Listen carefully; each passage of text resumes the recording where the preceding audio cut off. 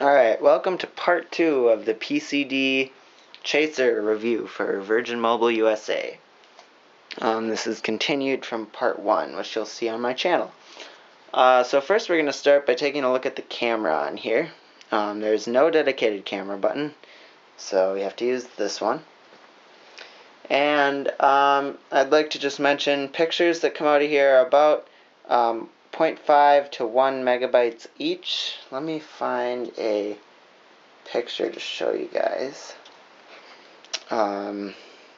This was a good one.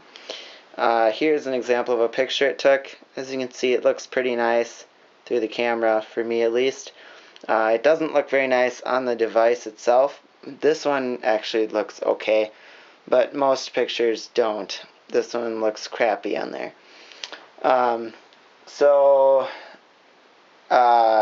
Viewing pictures on the screen is not great, but when you send it to the computer, they look okay.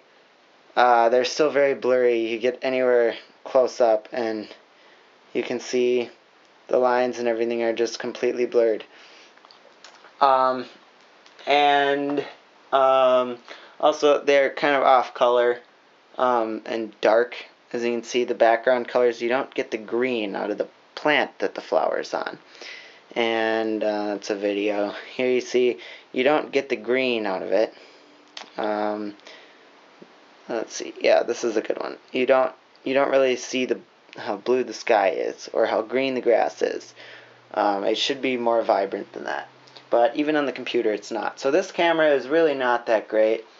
The camcorder, also the app for the camera for using it is very, very basic. As you can see, it's a very simple Android version. You can't change many settings, and there's no flash. You can store location. You can zoom, digital zoom. But other than that, it's a very limited app. You can't touch to focus, and there's no autofocus. As for the camcorder, same thing. High quality. You can only see a little piece of the screen too when you're recording, and quality is very subpar, even for audio. Watch my video on my channel. Watch my review video of that. I have a sample video of the video recording from this phone.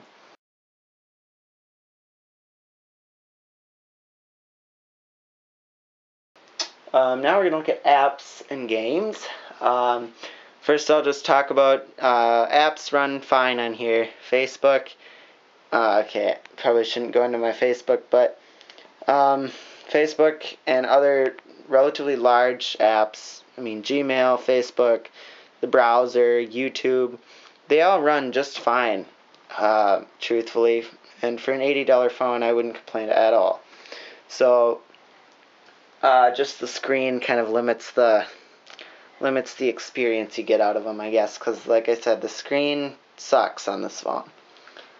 And also I downloaded my test game I got was Mega Jump. I don't know, I just looked through top downloaded apps and thought I'd switch it up. So it takes a second to load here, but once it's going, it wasn't jumpy at all or anything once I was playing. And I was actually very surprised at how well it played.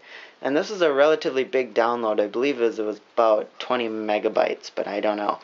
So it's a relatively big game, not something tiny in size. And again, it played really smoothly and generally well, except again, the screen is not excellent for playing games or doing anything.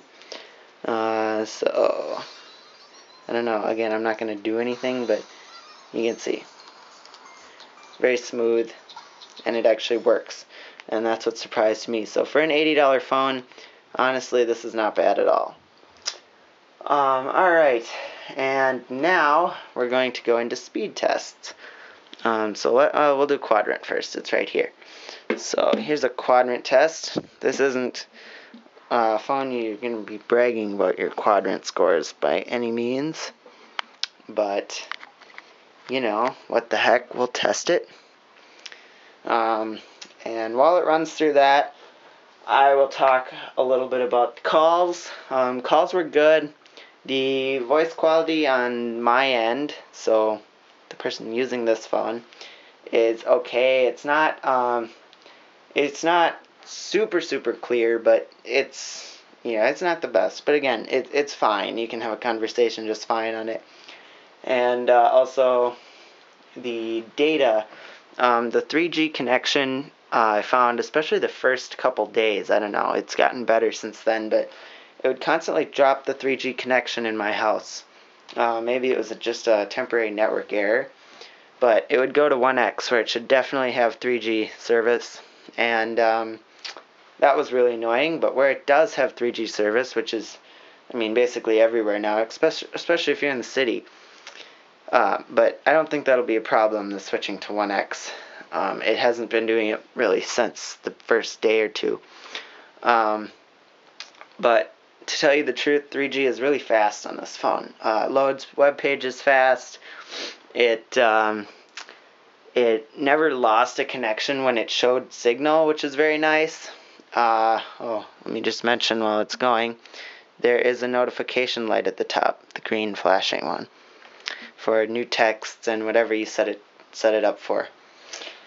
So like I was saying, data, it's very fast. You can download things very well. Usually I got about a megabit per second. I'd say when I was downloading like apps for the phone, I never really used Wi-Fi other than once or twice because I like to test the network. And again, it was very fast for Sprint and Virgin Mobile, so nothing to complain about there. That's really nice when a phone is faster, because Sprint's network definitely isn't very fast. Now we're just going to wait for the quadrant to finish. It takes a while on this phone. After that, we'll do a speed test.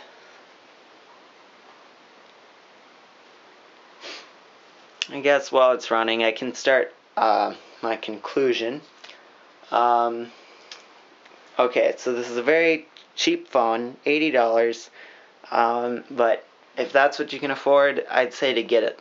The screen is the biggest downside to this phone. The specs are okay. 800 megahertz is not bad at all. The Optimus V is only 600 megahertz, and I really liked that phone. So I'd say performance on this phone is well worth your $80. The screen is not, but there's trade-offs. Also, you can pretty much do anything you can on a normal Android. Yes, you can download games.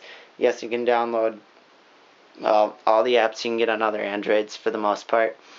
And it's a very low-end phone, but you will be able to do your normal stuff. So well worth the $80 if that's what you can afford. If you can get something better like the Optimus or the LG Elite or whatever it was, I like that phone better. Clearly, it's more money and everything. But if you don't care about a little bit of a small screen and a little bit of a bad screen, this phone should keep you running. Texting isn't amazing, but you can get by with it. And like I said, for $80, it's a pretty good buy. Yep. We'll just wait for it to finish here. It's running pretty smoothly, actually.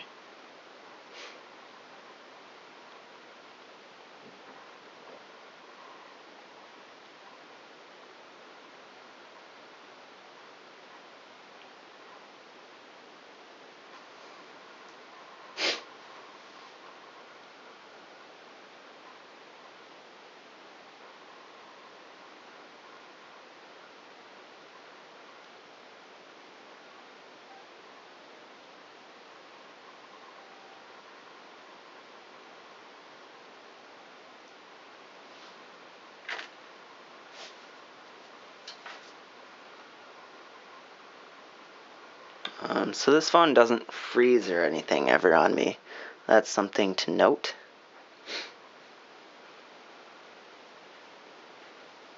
Alright, and our devices at the bottom. They have pretty high-end devices on the list, so don't look at it that bad. But it's about average, about 750. It got 744.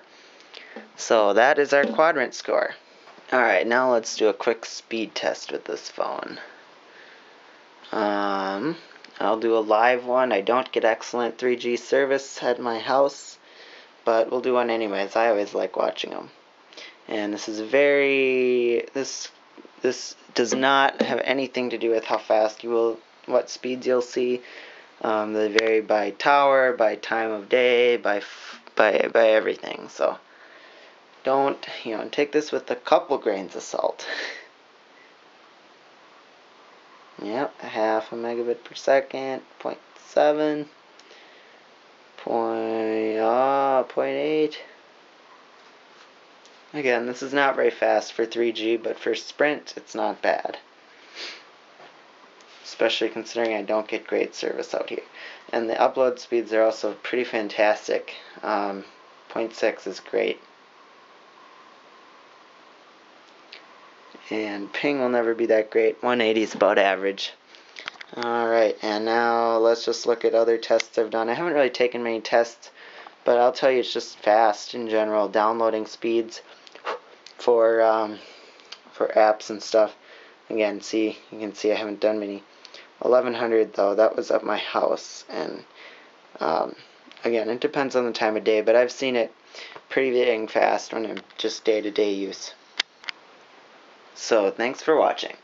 And again, follow me on Twitter at Funzier1. You can ask me any questions on there or text me my Text Plus number. I take any questions or comments on.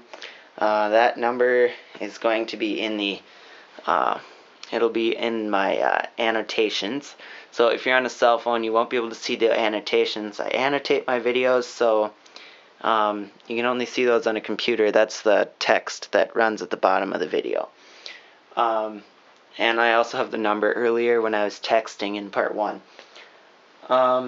Also, text me with questions. Yeah, I said that. And also, if you want to be the next shout out. And please subscribe. It really does help. And again, these videos are annotated, so keep that in mind. If you have a question, maybe watch it on the computer. And usually I answer a lot of things, and I write out like the specs and stuff visually for people, but it only does show up on computers.